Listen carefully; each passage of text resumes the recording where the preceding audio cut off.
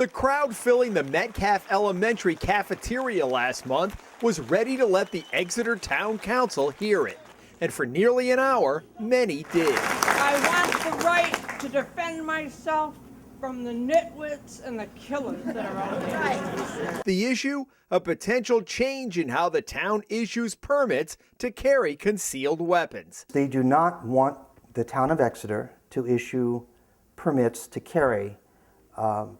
They want it to go to the AG's office. Lance Edwards was right in the middle of the discussion that night, excoriating the council for wanting to shift the permitting power away from local officials to the state, where critics say applicants would have a tougher time obtaining a gun permit. While the Rhode Island Constitution, like the U.S. Constitution, guarantees the right to bear arms, it is state law that regulates how citizens can obtain a permit to carry weapons outside of their homes or businesses. The town of Exeter is a microcosm for many of the discussions going on across the country when it comes to guns, and a window into how heated some of the debate has become. And it was two simple words that had the crowd in Exeter worked up last month: shall and may.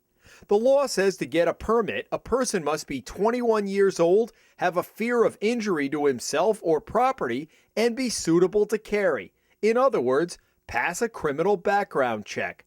If he or she does that, then the law says a local police chief, quote, shall issue the permit. But another section of the law says if you apply for a permit from the Attorney General, he, quote, may issue a permit upon showing a need. And that, the critics say, gives the AG undue discretion to deny somebody a permit. Exeter is the only town in the state that has no police department, so the permitting authority has fallen to the town clerk and town sergeant, both elected positions. The majority of the council believes the clerk and sergeant are not in a position to make the decision to issue, and they want to shift the responsibility to the AG's office. Because we don't have a police department, because we don't have that mechanism that other towns have, that these people are not equipped or in a position to be able to make that decision for a permit. And so how do you react to that? I think it's a lie. I think it's an untruth. I think it's an excuse. Our association had problems with that wording, that a police chief or license authority shall issue. Cumberland Police Chief John Desmarais is the president of the Rhode Island Police Chiefs Association, which supports moving gun permitting from local departments to the AG. The chiefs are just not comfortable with that.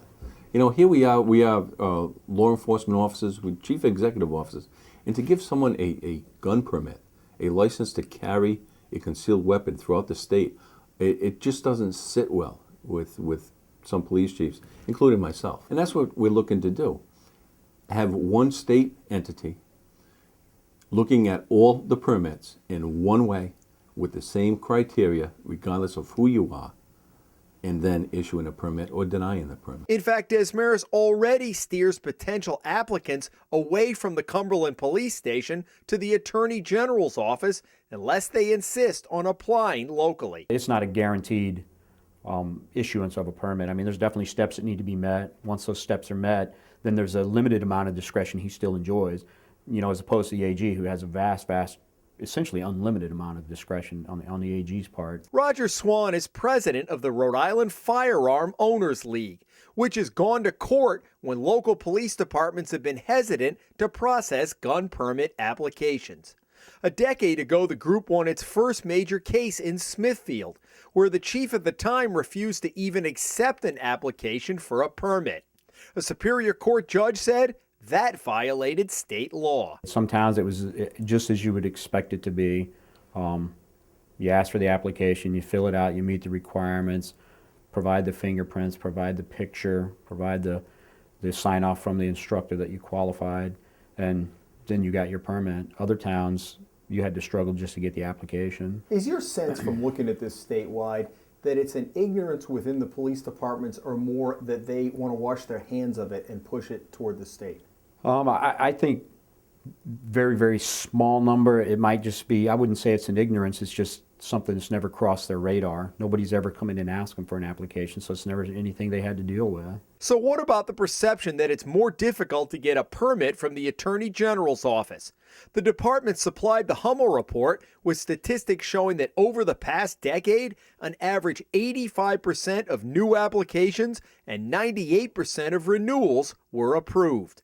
The permit is good for 4 years. At the end of 2012, there were 3,403 active pistol permits issued by the AG. Shall with the local communities, May. And that really comes down to the crux of it for you, does it not? It does. Yeah, because one is like it says, discretionary.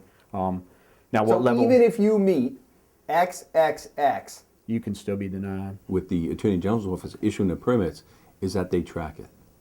So if we run a records check on someone and they have a gun permit issued by the Attorney General's office, it's going to appear. So the officer on the street knows that they have a license to carry. is that a concern right now that one town may not be talking to another, literally or figuratively? That's correct. It's not synced up? It is not synced up. And that's what we're looking to do. Instead of having 39 ways of issuing gun permits, have one statewide. This week, Attorney General Peter Kilmartin announced he's seeking legislation to have all permitting fall under his department as part of a larger package of gun control bills. The bill would eliminate the option of applying to a local police department and would require a national criminal records check, including fingerprinting with the FBI. If you're a law-abiding citizen and you have a necessity to have a gun permit, or you feel that you should carry a gun for whatever reason it is, you shouldn't have to worry where you go. You shouldn't have to worry where you go to the state, to the federal system, as long as you can articulate why you need a permit and that you're of sound mind and body and you're a law-abiding citizen. It shouldn't matter where you go. Our biggest fear is messing with something that's not broken. I mean, we have very good statutes. If you read our statutes, we have case law that supports our interpretation of the statutes.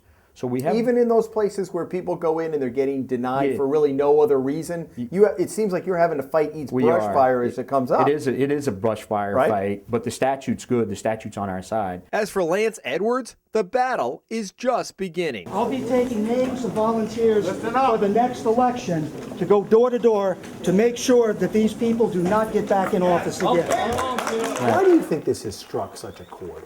So many people nowadays are so concerned about their rights being stepped on.